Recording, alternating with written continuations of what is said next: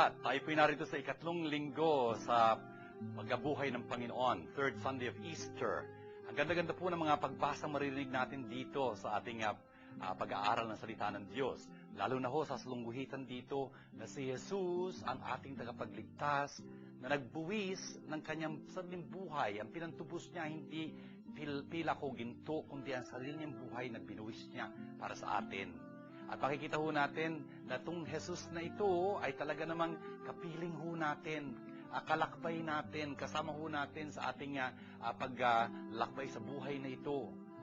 Doon po sa istorya ng dalawang disipulong pauwi na silang-silang loob dahil hindi pa nila nakikita ang Panginoong muling na buhay. At nakilala nila si Jesus nung pagpira-pirasuhin niya ho yung tinapay. Pero ho yun yung nangyari pagkatapos lang ho ng pagpapaliwanag ni Jesus ng banal na kasulatan. Yun ang nangyayari sa bawat misa natin, di ho ba? Pinapaliwanag sa atin ang salita ng Diyos at pagkatapos nun, nakikilala ho natin siya sa pagkukumunyon. And that's a very beautiful gift for us. Ito po yung ating palatuntunan na Word made flesh kung sa pinag-aaralan natin ng salita ng Diyos. Sana ho, na pag-aalab nito ang ating mga puso upang makilala natin si Jesus, ang kakatagpuin natin sa ating pagmimisa sa Eucharistia. Kaya binabati ko po kayo mga kapatid ko sa kaparian. Sana ho'y kadakilaan natin ito makapag-alay ng misa. Ano po? Kayong mga diakono, mga katikisa, seminarista, mga reliyoso nagpapalaganap ng salita ng Diyos. Sana po'y magamit niyo ang ating palatuntunan ito para sa inyong gawain, sa inyong ministry of the Word.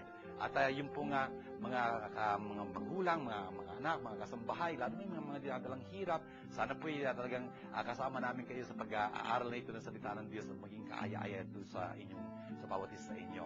Kaya po, saan man kayo naroon sa buong mundong ito, ang bati po ni Father Jun sa inyo. Shalom sa inyong lahat.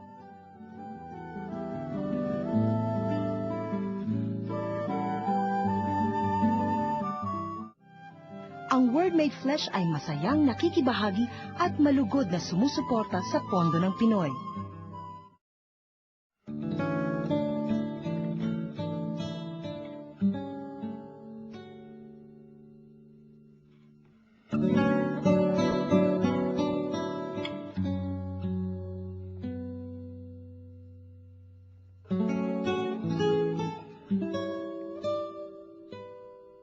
Kaya't tumayo si Pedro, kasama ng 11 apostol at nagsalita ng malakas.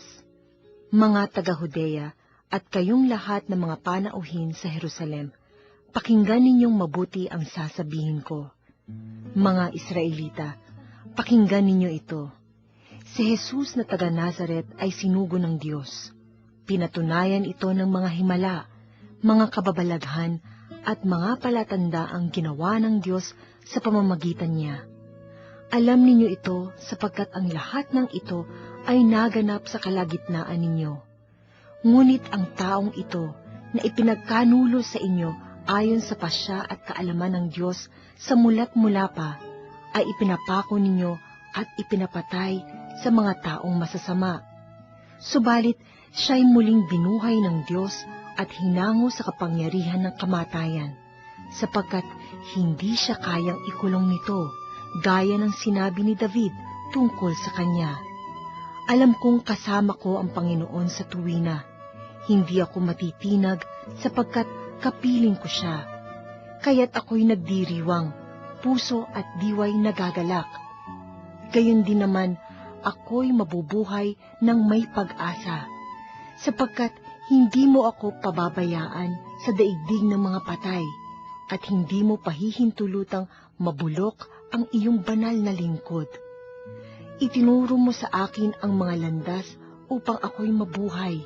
Dahil sa ikaw ang kasama ko, ako'y mapupuno ng kagalakan.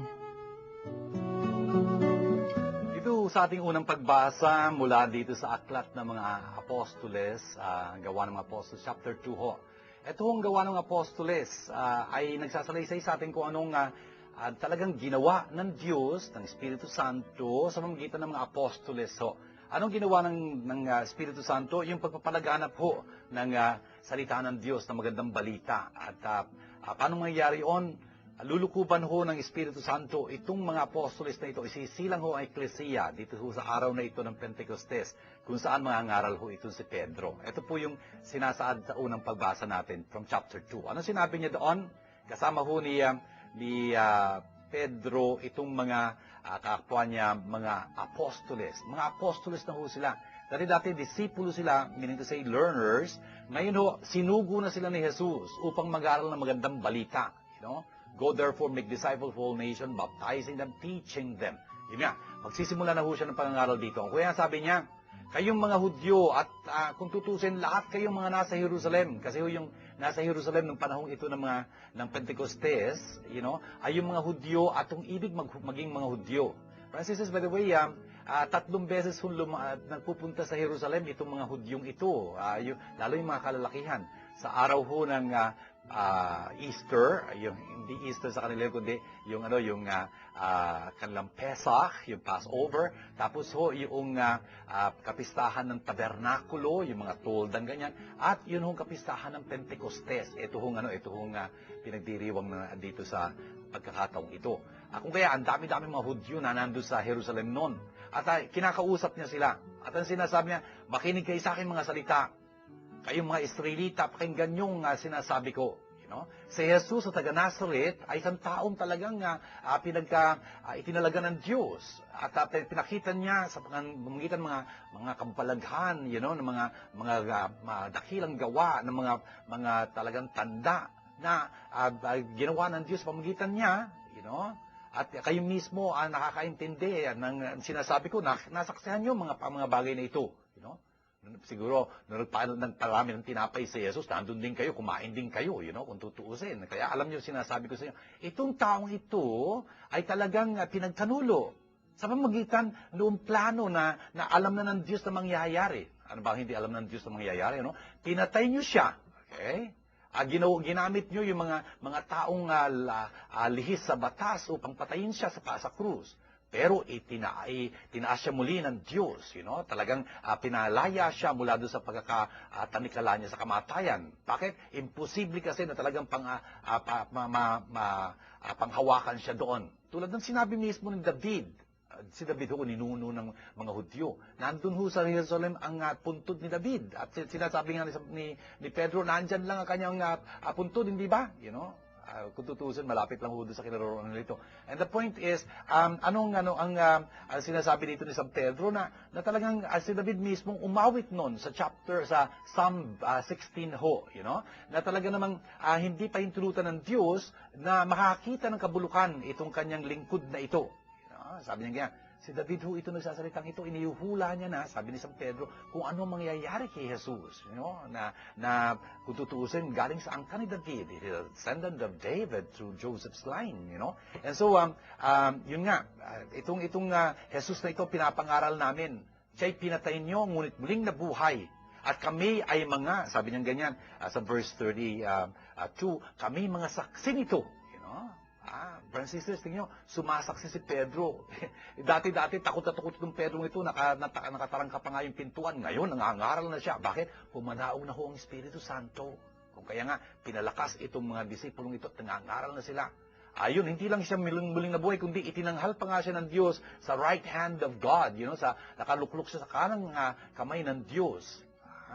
At natanggap niya ang Espiritu Santo tulad ng pinangako ng Ama.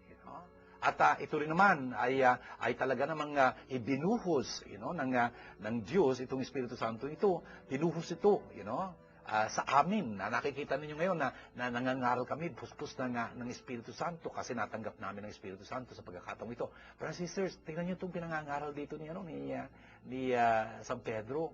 Yun ho ang laman ng mga pangangaral ng mga apostoles. Na makikita natin sa mga gawa ng apostoles. Si Jesus sa taga Nazareth, hinirang siya ng Diyos. Ipinagkanulo siya, pinatay. Ngunit muling nabuhay at ngayon maluwalhati sa piling ng Ama. At ang Espiritu Santo sinugo, upang gawin at umpisahan ang pangangaral ng magandang balita. At ang mga apostoles ang nagpasimuno nun. Brothers and sisters, hindi ko nagtatapos sa kanila yun. Ito ho ang trabaho ng Eklesiya. Ito ho ang trabaho ni Father June, sa pamamagitan nitong ginagawa natin palatuntunan ng Word Made Flesh. Ito rin ho ang trabaho ninyo, mga kapatid, dahil sama-sama tayong mga sugo ng Panginoon. At dapat tayo rin, masabi natin yung sinabi ni San Pedro dito sa verse 32, tayong lahat ay mga saksi ng mga bagay nito. Sana ho, pangatawan natin pagsaksi natin sa Kanya. Hindi lang ho sa salita, kundi sa ating pamumuhay. Talagang buhay na buhay yung pananampalataya natin sa ating Panginoong muling na buhay.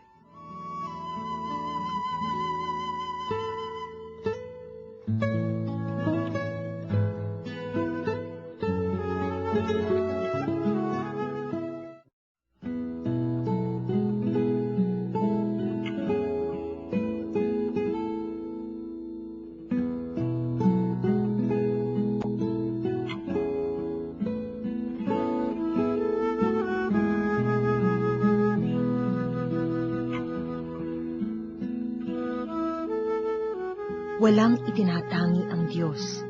Pinahahalagahan niya ang bawat isa ayon sa mga ginawa nito. At yamang tinatawag ninyo siyang Ama, igalang ninyo siya habang kayo'y nabubuhay.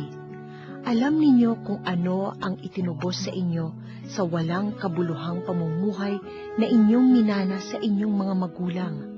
Ang itinubos sa inyo'y di mga bagay na nasisira o nauubos, paris ng ginto o pilak, kundi ang buhay ni Kristong inihain sa krus. Siya ang korderong walang batik at kapintasan.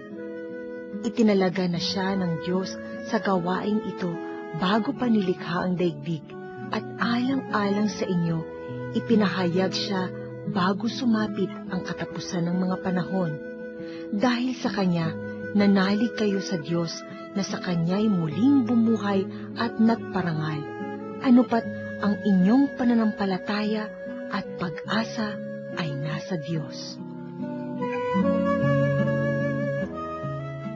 Ito ang ating ikalawang pagbasa sa ikatlong linggong ito ng muling pagkabuhay ay uli galing kay San Pedro. Doon sa napakaganda niyang sulat na nagsasalaysay sa atin ng yung pangangaral ho sa binyagan. Tingnan niyo kung ano sinasabi niya dito. Ang sabi niya dito kung tinatawag niyong Ama ang talagang naghuhukom ng walang pagkiling, sang-ayon sa gawa ng bawat isa, sang-ayon sa pamumuhay ng bawat isa, kayo rin naman dapat, mamuhay kayo ng ayon. Conduct yourselves with reverence. Okay? Sabi niya ganyan. Ang sinasabi lang ho dito ni San Pedro, kung talagang nanampalataya kayo, isabuhay ninyo ang inyong pananampalataya. Conduct yourselves with reverence, talagang may pamintuho, mamuhay ka na may pamintuho. Ibig sabihin talagang pinapakita nyo na mananampalataya kayo sa Diyos sa buhay na ito, habang nandito kayo na nananahan dito sa mundong ito. Dahil dapat naintindihan ninyo, ayun, verse 18 ho, realizing that you were ransomed, kayo naintindihan nyo na kayo kinubos. Ang tawag ko kay Jesus kasi, manunubos, hindi ho ba? Sa English, redeemer. Anong ibig sabihin ng tubos? Binabayaran. Nagbabayad. Para tubusin, ibig sabihin bayaran mo. Kunyari, tinutubos mo yung sinanla mo, tinutubos mo yung pantalong sa sastre, babayaran mo yun para makuha mo yung tinutubos mo, hindi ba? Ganun ho. At tayo ho, ay para bang isinanla ng ating mga ninuno, yung ating mga sarili, ating mabuhay, sa walang kapararakang pambuhay. Kung kaya tutubusin ho tayo doon ng Panginoon. Sabi niya, not with the perishable sums of silver or gold. Sabi niya ganyan. Hindi sa magitan ng mga halaga ng pila ko ginto. Hindi. Ang pantutubos sa atin ng Panginoong Jesus ay yung precious blood of Christ. Yung kamahal-mahalang dugo ni Kristo na isang spotless, unblemished lamb. Isang tupa na walang bahid, walang mancha. Sabi niya ganyan. Francis, tingnan niyo yung sinasabi sa atin sa San Pedro dito. Tayo'y tinubos. Ang pinantubuso sa atin, hindi salapi. Kundi yung blood. Blood ho, ibig sabihin, buhay. Ibig sabihin, kamatayan ng Panginoong Jesus. Nung siya namatay sa krus, binuwis niya yung kanyang buhay para matubos niya tayo. Talaga naman si Jesus, sangayon sa sinabi ni San Juan Bautista, is the Lamb of God who takes away the sin of the world. He was known before the foundation of the world. Sabi niya ganyan. Itong Kristong ito, talagang nakilala na siya bago pa likhain ng sanlibutan ito. Pero ngayon lang siya nabunyag, nahayag, but revealed in the final time for you. Sabi niya ganyan. Who through him believed that in God who raised them from the dead and gave him the glory Tingnan nyo, ito hong katotohanan ito tungkol kay Jesus, noong pato nasa lihim ng Diyos, pero ngayon naibunyag na ito para sa atin. Tayo na sa pamamagitan niya nakapanampalataya sa Diyos, sa Diyos na bumuhay muli kay Jesus. Itong binabasa ho itong mga pahayag na ito kasi pinagdiriwang natin ang muling pagkabuhay ng Panginoon. Right. Tayo ho talaga sa pamamagitan ng ating pananampalataya sa Diyos, itong Diyos na ito na ang bumuhay kay Jesus, tayo ho ay talagang nagkakaroon ng pananampalataya at pag-asa. Francis, tingnan niyo, meron ho tayong pananampalataya, meron tayong pag-asa, dahil ho si Jesus ay muling nabuhay. Binuhay siya nitong Diyos na ito na talagang sinampalatayanan natin. Brothers and sisters, I hope we understand this. Dapat ho, sa panahon ito ng muling pagkabuhay ng Panginoon, nagpapasalamat tayo sa Diyos. Meron tayong pananampalataya. Hindi ho tayo tulad ng mga taong walang pananampalataya, tuloy walang pag-asa. Hindi ho, tayo may pananampalataya at may pag-asa. Yung pananampalataya ho natin, nagpapatibay doon sa pag-asa natin, hindi ho nang bibigo ang pag-asa natin. Bakit? Ang tibay-tibay ng sinasaligan nitong pananampalataya. Anong sinasaligan nito? Ang salita ng Diyos. Salita ng Diyos sa pinangangaral ng mga apostoles.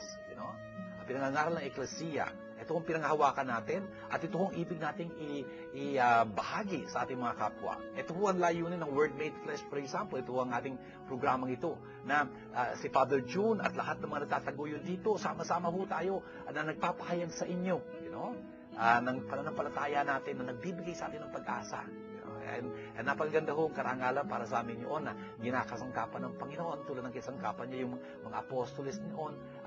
Ngayon ho, ginakasangkapan ng eklesiya, ang mga kaparian, for example, tulad ni Father June at ang samahang ito ng Word Made Flesh Foundation para maihatid sa inyo magandang balitang ito na pinanghahawakan ho natin. Ito ho nagpapatibay ng ating pananampalataya, tuloy nagbibigay sa atin ng pag-asa. Pinupuri ho natin ng Panginoon.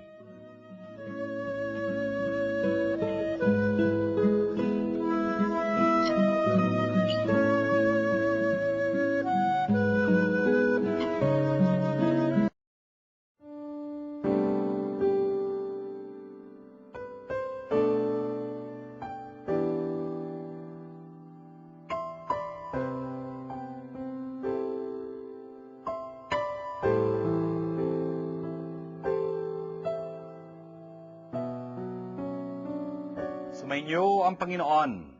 Maganda balita ng Panginoon ayon kay San Lucas. Nang araw ding iyon, ang dalawa sa mga alagad ay patungo sa isang nayong tinatawag na Emmaus. May 11 kilometro ang layo sa Jerusalem. Pinag-uusapan nila ang mga pangyayari. Samantalang nag-uusap sila ay at ang tatanungan lumapit si Jesus at nakisabay sa kanila. Siya'y nakita nila, ngunit hindi nakilala agad. Tinanong sila ni Jesus, ano ba ang pinag-uusapan ninyo? At tumigil silang nalulumbay. Sinabi ng isa sa naangalay Cleopas, kayo lamang po yata ang dayuhan sa Jerusalem na hindi nakakaalam ng mga bagay na katatapos pa lamang mangyayari roon. Anong mga bagay? Tanong niya. At sumagot sila, tungkol kay Jesus sa taga-Nazaret, isang propetang makapangyarihan sa gawa at salita, maging sa harapan ng Diyos at ng mga tao. Sinakdal siya ng aming mga pimpunong saserdote at mga pinuno upang mahatulang mamatay. At siya'y pinako sa krus. Siya pa naman ang inaasahan naming magpapalaya sa Israel. Hindi lamang yan. 3 araw na ngayon mula nang mangyari ito. Nabigla kami sa ibinalita ng ilan sa mga babaeng kasamahan namin. Maagang-maaga raw silang nagpunta sa libingan at di nila natagpuan ang kanyang bangkay. Nagbalik sila at sinabi nakakita daw sila ng isang pangitain, mga anghel na nagsasabing buhay si Jesus. Pumunta rin sa libingan ang ilan sa mga kasama namin at gayon nga natagpuan nila. Ngunit hindi nila nakita si Jesus. Sinabi sa kanila ni Jesus, kay hahangal ninyo, ano't hindi ninyo mapaniwalaan ang lahat ng sinabi ng mga propeta. Hindi ba't ang Mesiyas ay kailangang magbata ng lahat ng mga ito bago niya kamtan ang kanyang marangal na katayuan?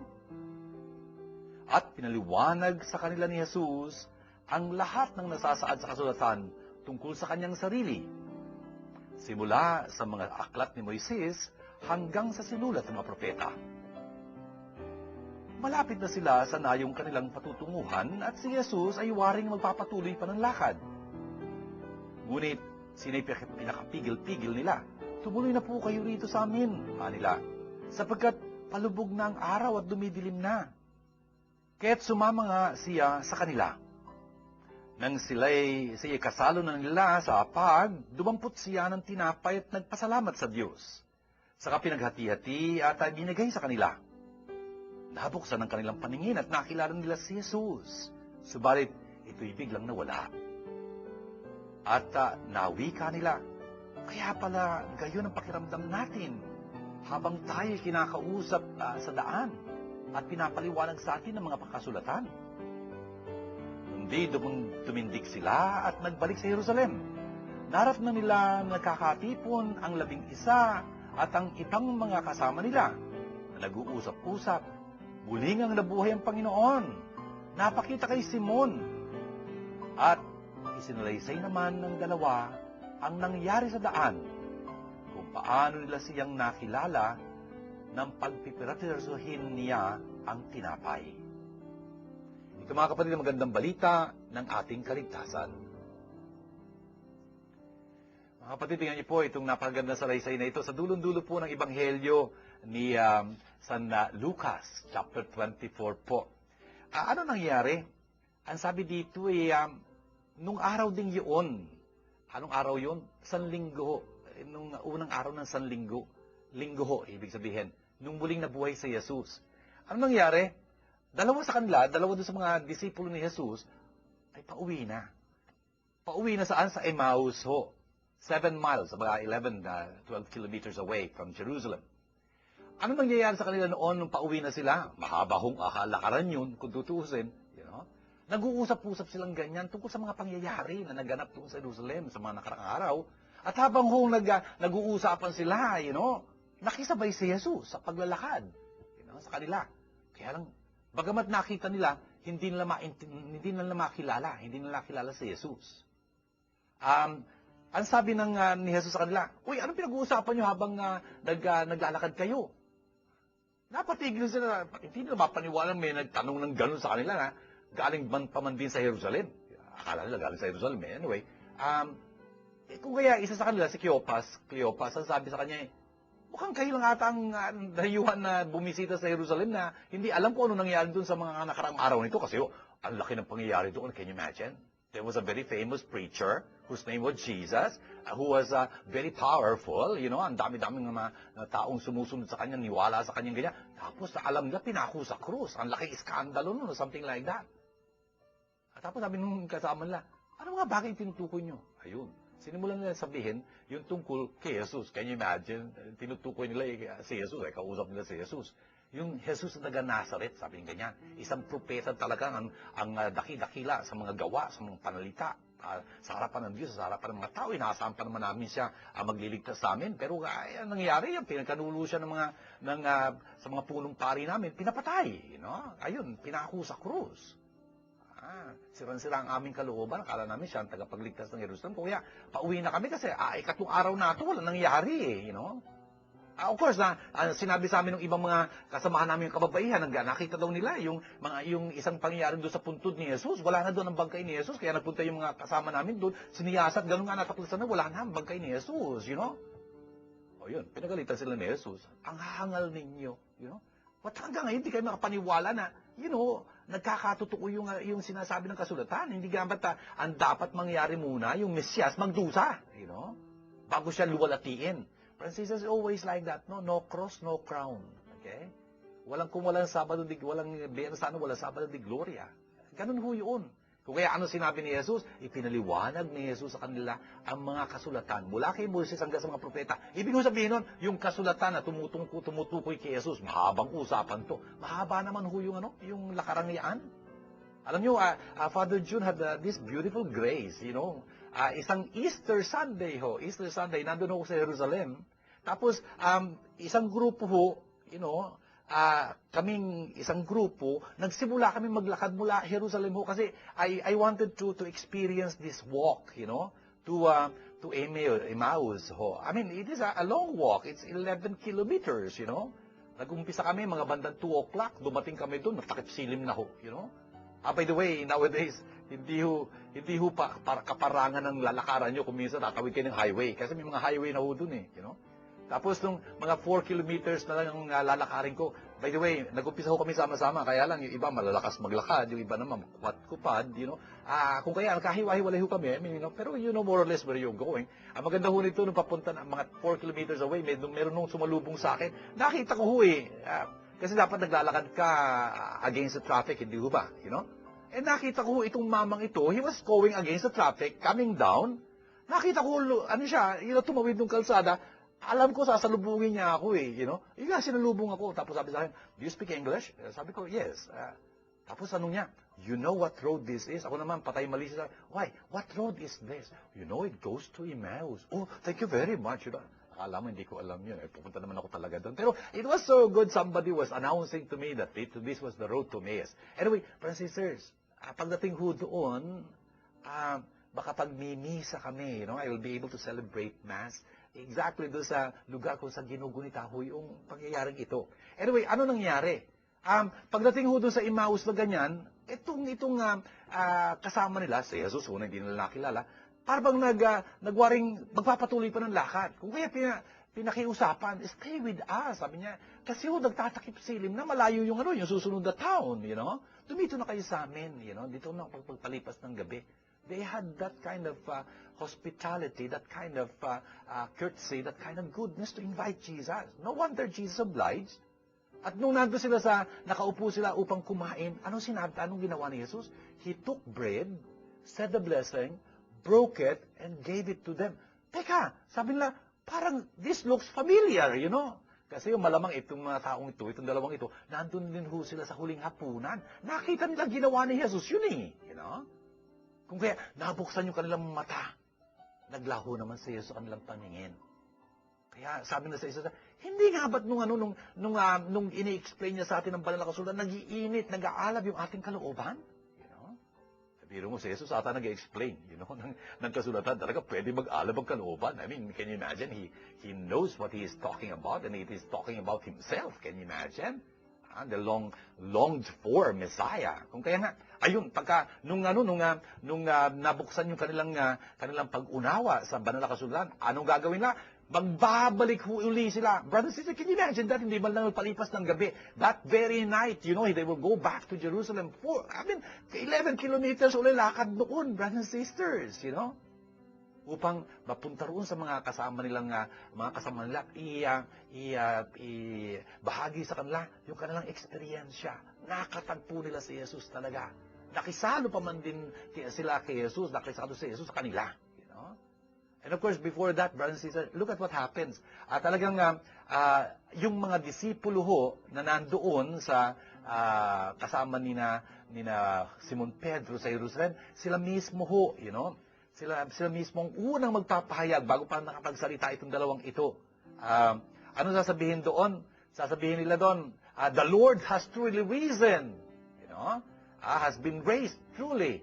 And has appeared to Simon. Pero tingin niyo, ang Panginoon, si Jesus, ay talagang muling binuhay. You know? At nagpakita kay Simon. Kasi nagpakita siya kay Simon kung tutusin. Si Simon ho, please remember, Simon Peter, ang pangunahing saksi ng muling pagkabuhay ni Jesus. Napakahalaga noon. Sa Eklesiya ho, mayroong napakatangi-tanging papel si Simon. Siya ho ang kakatawan kay Jesus. Siya ang unang-unang Santo Papa. Siya ho unang-unang mga ngaral ng magandang balita. Hindi lang ho yun. Si Simon ho, as the story goes in the Acts of the Apostles, you will find out si Pedro ho ang tatanggap ng mga unang hindi Hudyo na mananampalataya kay Kristo.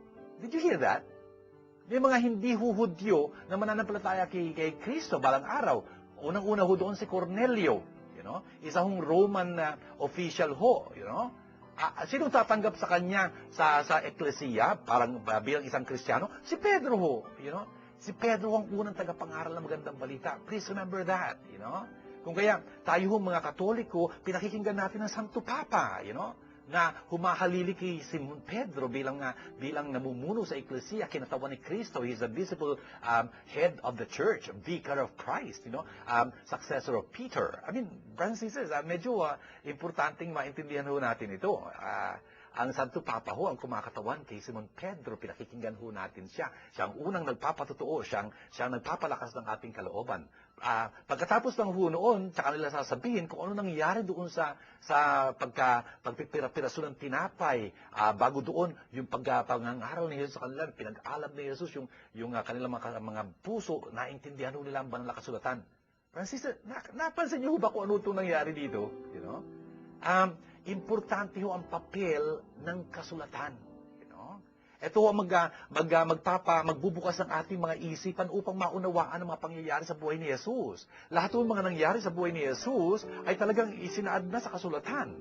At yun ho ang pinaliwanag ni Jesus sa kanila. At yun ang ginagawa ng eklesiya ngayon.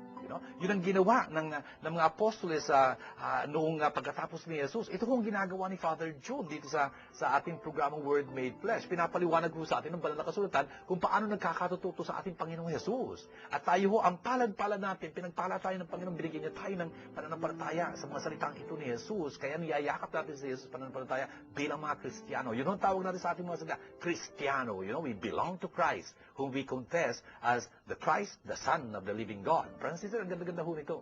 By the way, napansin niyo ho ba? Dalawang bahagi itong ating pagbasang ito. Umpisa ho, nakikilakad si Jesus sa kanila, pinaliwanag ang banal na kasulatan. Nag-alab ang kanilang kalooban. Pagkatapos ano nangyari? Umupo sila sa hapag upang kumain.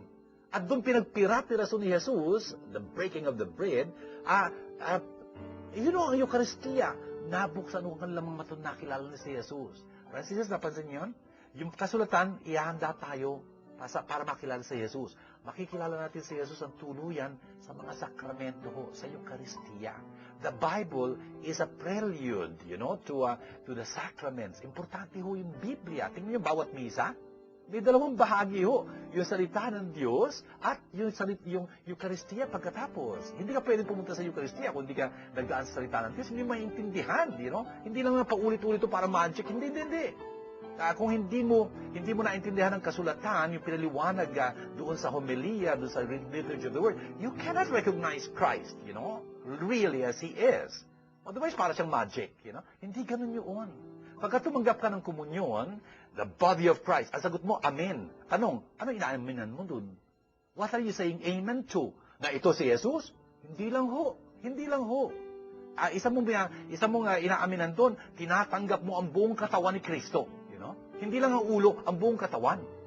Sa mga tuwid, tinatanggap mo doon ang mga kapatid mo sa nanampalataya kay Kristo. Hindi lang si Jesus, ang mga kapatid mo. Kaya kung hindi mo matanggap ang mga kapatid mo, meron ka sa sama ng loob, hindi ka mapagpatawad, hindi ka pwedeng tumanggap ng komunyon. Natural.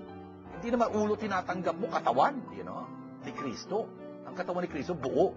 Ulo si Kristo, katawan niya, ang eklesiya. Hindi lang yun. Pagka sinabi mo Amen, ang sinasabihan mo ng Amen, inaaminan mo ay yung pahayag ng Diyos, yung hamon na binato sa iyo ng Diyos sa magitan ng salita ng Diyos, narinig mo, tinatanggap mo ba yung hamon na yun? Amen. Otherwise, hindi ka pwedeng tumanggap ng komunyon, no? Biro mo, sinabi sa iyo sa pangangaral doon, sa salita ng Diyos, magpatawad ka, magipagkasundo ka, ayaw mo, hindi ka pwedeng tumanggap ng komunyon. Natural, Francis, I hope you understand this. Ang ganda-ganda ho nitong ebanghelyo natin. Sana maisabuhay ho natin.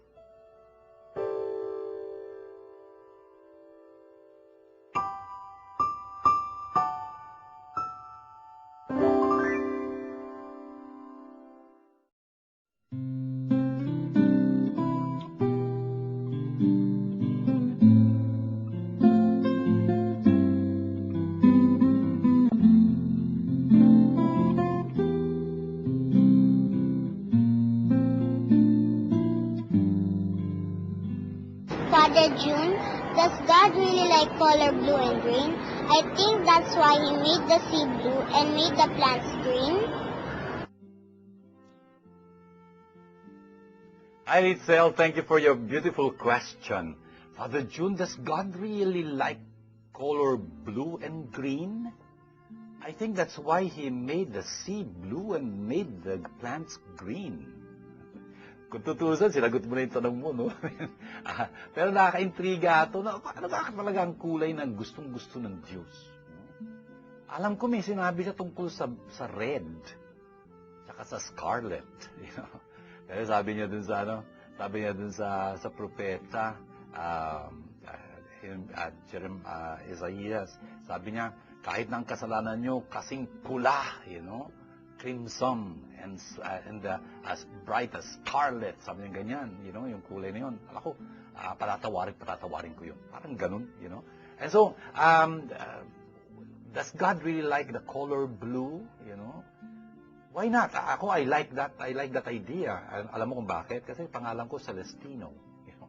Celestino, ano ibig sabihin ng Celestino? Heavenly. Sa Italiano, yung kulay celeste, you know, celeste. Ang ibig sabihin ng celeste, sky blue, you know. And so, I agree with you. Pero hindi ko talaga alam kung anong kulay ng gustong-gusto ng Diyos. Palagi ko, kung gusto mo yung kulay blue, kulay green, okay lang yan. Palagi ko gusto na rin ng Diyos yun. You know, parang ganun. Anyway, pero maganda yung sagot mo. Kaya pala ginawa niya yung sea blue and the plants green. Pasalamat tayo, Ritzel, nakakita tayo ng kulay, ha? Okay? Father June, why heaven really exists? Hi, Kate. Thank you sa iyong napakagandang question. Father June, does heaven really exist? Ako wala akong duda, you know. Bakit? Sinasampalatayanan ko yun, na may langit. O ba't ako sumasampalataya? Kasi sabi ni Jesus, you know. Di nga ba tinuro sa Jesus sa atin yun? Our Father in heaven, you know. Ako wala akong duda doon kasi tinuro ni Jesus. Hindi ako nagdududa doon, you know. Pinangahawakan ko yung mga salita ni Jesus. Alam ko kasi, si Jesus, hindi lang makatotohanan, you know. Alam niya, sinasabi niya, you know. Alam niya, sinasabi niya. He came from there and He knows there is such a thing as heaven, you know. Of course, sana maintindihan natin kung ano yung heaven na yun, you know. Yun ang ating yun ang estado, yun ang kalagayan kung saan kapilingan Diyos, you know. Kapilingan Diyos. Kung kaya wala na doon kasamaan, wala na doon kamalian, you know. Yun ang pagiging tunay na kaligayahan, etc. ganyan. Alam ko yun, you know, alam ko yun. Sa buhay din natin ito, pwedeng mangyari, at palagay ko nangyayari, na pinatitikman tayo ng Diyos, ng langit, you know, in many ways. Okay? Yung kalagayan mo talagang, ang payapa mo, hindi mo alam kung bakit ganoon yun, you know? Kasi, pagka inisip-isip mo, dahil siguro nakapagdasal ka ng mataimtim, tapos talagang naramdaman mo, you know, na naparamdam sa'yo ng Diyos, yung lapit-lapit na sa'yo, you know? And so you will have a piece of heaven even here on earth, you know? Pero wala akong kaduda-duda na may langit. Bakit? Nakasalalay ako sa salita ni Jesus, you know? Ganun yun, we believe in heaven. Father June, why do we need intercessors in praying to God? Thanks, Joy, sa iyong tanong. Father June, why do we need intercessors in praying to God? Teka, do we need? Pwede tayo magdasal ng kusa ng ating sarili sa Diyos. For example, when you pray the Our Father in Heaven, Holy be, hindi ba pinadasal natin yun, you know? Diretsahan natin sa Diyos tayo. Hindi naman tayo naghumingi ng tulong na, oy mga anghel, mga santo, dasal nyo nga ako ng Our Father. Hindi naman ganun tayo nagdarasal, di ba? Pero, hindi masama yung humihingi tayo ng panalangin ng mga santo't santa. Really, you know? Bakit? Ganun yung ginawa ng ating inang birhen, di ba? Siya ang nagkusa na humingi ng pabor sa kanyang anak, si Jesus, kasi doon sa handaan sa Cana, yun sa chapter 2 ni St. John, talagang mapapahiya yung mga bagong kasal doon. Kaya, you know, ipinamanhika ng ating inang birhen kay Jesus yung bagong kasal na yun. Tingnan mo, hindi masama yung may namamanghita. O hindi lang yun, si Moises, naku, ang dalas niya ipanalangin yung kanyang bayan, you know, sa Panginoon. Hiningi ng tulong, hiningi ng patawad, hiningi ng kung ano. Ganon yun. Hindi masama yun, you know. Kung kaya tayo, alam natin, you know, yung mga santo't santa, ang lapit-lapit na lang sa Diyos. At mga kapatid natin sila sa pananampalataya, alam nila kung ano dinadaanan natin kasi dumaan na din sila din sa buhay nito. Kung kaya pwede tayong humingi ng tulong sa kanila. Hindi masama yan, mga tao tayo, ha? You know? Alam natin, kung may makatutulong sa atin, hingi tayo ng tulong. At alam natin yung mga santo't santang yun, mahal na mahal nila tayo, talagang, especially kapag mayroon tayong devotion sa kanila, at talagang pagtatamon nila tayo ng biyaya sa Diyos.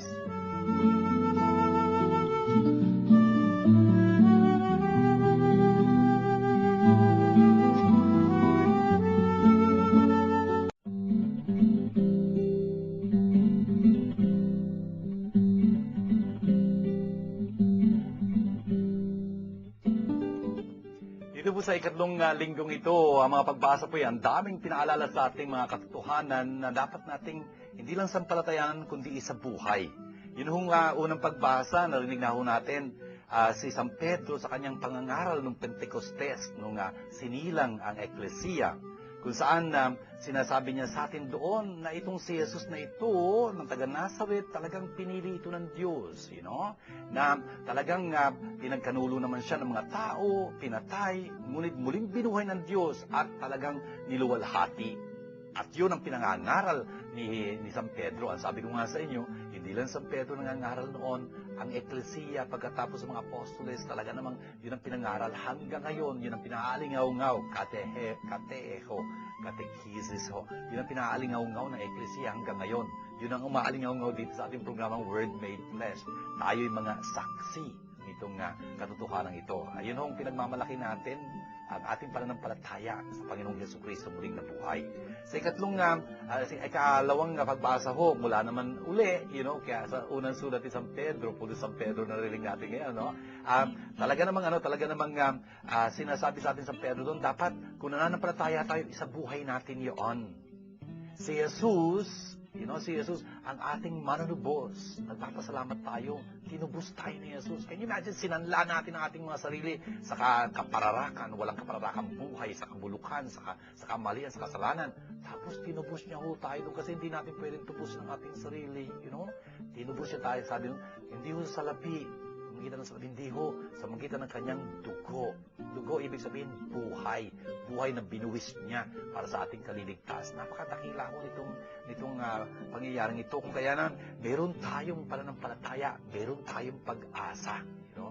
Dahil sa ating sa Diyos Ama na bumuhay kay Jesus muli. Dahil nga nanampalataya tayo kay Jesus. Brothers and sisters, tapos napakagandang ebanghelyo sa narinig natin sa pagdiriwang natin. Ito, yung tungkol ho doon sa dalawang mga disipulong yung sirang-sira ang kalooban. Papunta na sila, pauwi na sila. Iniwan na si Jesus. Salamat na lang kay Jesus, hindi niya sila iniwan. Ganun ho si Jesus, wala hong iwanan. At kung gusto man natin siyang iwanan, lagi ho siyang nandoon para tayo makabalik sa Kanya. Nakikipaglakad pa man din siya sa atin sa buhay na ito, you know? Naintindihan niya ho tayo. Talagang palalakasin niya ang ating kalooban sa magitan ng Eucharist ng pagpapaliwanag ng salita ng Diyos na ginagawa niya. Hanggang ngayon ho, sa magitan ng Eklesiya. Hanggang ngayon ho, sa magitan ng ating programa, for example. At tapos tutulungan niya tayo tuloy, makilala siya sa pagpipira-piraso ng tinapay sa Eucharist ho. Ang importante ho, tulad ng dalawang iyon, tingnan nyo, sirang-sira ang kalooban, nabuhayan sila, nanampalataya uli. Anong ginawa nila? Ayun, nagpatotoo, you know? Lahat ho, tandaan nyo ho, lahat ho na nakakatagpo kay Kristo sa muling nabuhay na Panginoon, nagbabago. Anong pagbabago? Nagiging misyonera. Ganun ho yun. Everyone who meets Christ for real becomes a missionary, becomes an apostle of the risen Christ. Tayo rin ho ganoon. Tandaan ho natin yan, yan ang hamon sa atin na maging mga saksi ng Panginoong Jesus. Gawin ho natin panalangin ng lahat ng ito sa ngalan ng Ama at ng Anak at ng Espiritu Santo. Amen. Abba, mapagmahal namin Diyos at masalamat kong marami sa mga pinaalala niyo sa amin sa mga pagbasang ito. Nagdiriwang ho kami ng muling pagkabuhay ni Jesus. Salamat ho sa pananampalataya namin kay Jesus na bumubuhay sa amin, nagbibigay tuloy sa amin ng pag-asa. Hindi magtatapos sa kabulukan ng kamatayan ang aming buhay. Abba, tinataas po namin lahat ng humingi ng tulong ng panalangin mula sa amin. Yung lalo na ho yung mga karamdaman, yung mga sirang-sirang kalooban, yung mga bigo, yung walang trabaho, yung nawawala ng pag-asa, yung pong mga namimigati, nangungulila dahil sa pagyaon ng kanilang mga minamahal. Tapian niyo ho sila ng inyong biyaya ng inyong awa. Aba, tinataas din po namin sa inyo lahat ng tumutulong sa amin, gusto pang tumulong sa amin sa Word Made Flesh Foundation para may taguyod ang mga gawain ito para sa inyong kalulatian. Pagpalain niyo ho silang abot-abot. Ito po'y aming sinasamot, dinadalain kasama ng aming ang birhen at sa pamamagitan ng aming malulahating Panginoong Jesus. Amen. Sumainyo ang Panginoon at pagpalain kayong masaganang ng makapangyarihang Diyos, Ama at Anak at Espiritu Santo. Amen. Ito po ang ating palatuntunang Word Made Flesh. Ano ho'y nagbigay ito ng pag-asa sa inyo, nagbuhay ng inyong pananampalataya, ng inyong pag-ibig sa Diyos at kapwa. Kung ganun ho, ipagbigay alam nyo sa atin dyan. Nandiyan po ang cell-text number, tapos yung ating email address, para sama-sama tayo magpuri sa Diyos. Hanggang po sa muli, pagpalain kayo ng Panginoon at shalom sa inyong lahat. This program is brought to you by God, the Word made flesh. Indeed, God is our sponsor.